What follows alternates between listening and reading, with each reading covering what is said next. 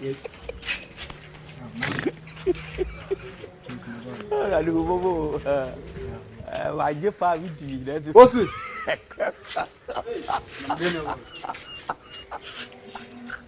Lebo misi.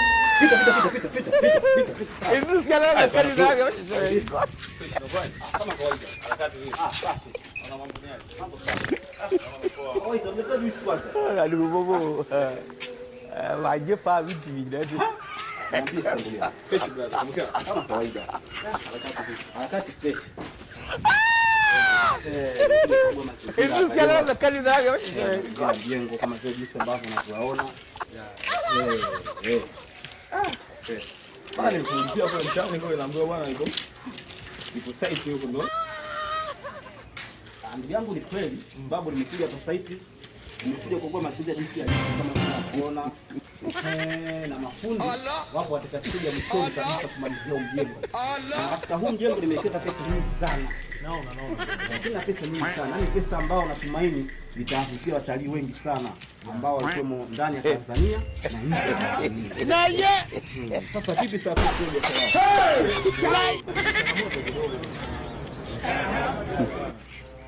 Changamoto kuingiza hapa mjini Bongo hapa. Unajua kijisikisu mingi Bongo. Leo kazi ipo. Kazi ipo. Na kuna watu wataenda jehanamu. Na ye.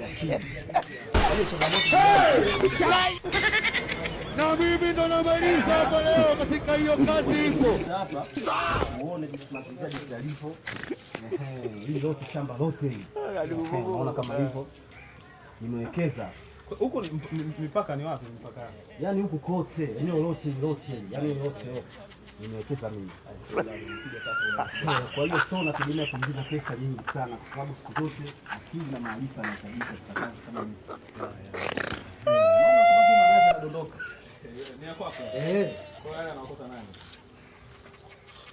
Watu special.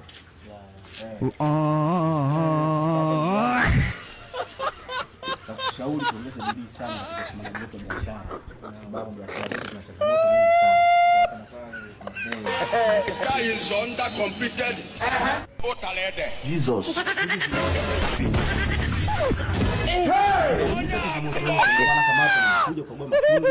Itu sekarang akan dilaga macam saya. Mjengo bila shaka kama unavyoona mjengo uko vizuri sana. Umepiga hatua nafasi kubwa. Na nipo mbali sana. Yaani sio hii na mjengo mingi sana. Nitakuonesha. Wajib Pak Budi dah tu. Ila ongea sana naye ndugu yangu. Unapambana sana. Sina muda mrefu sana na wewe. Tafadhali. Itu sekarang akan dilaga macam saya. Sawa, hakuna shida.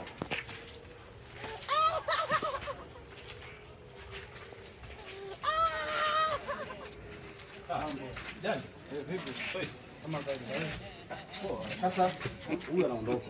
Huyo ni mdomo wangu amekuja hapa kutembea. Kwa hiyo natumeni bila shaka kesho na kesho kutwa akija.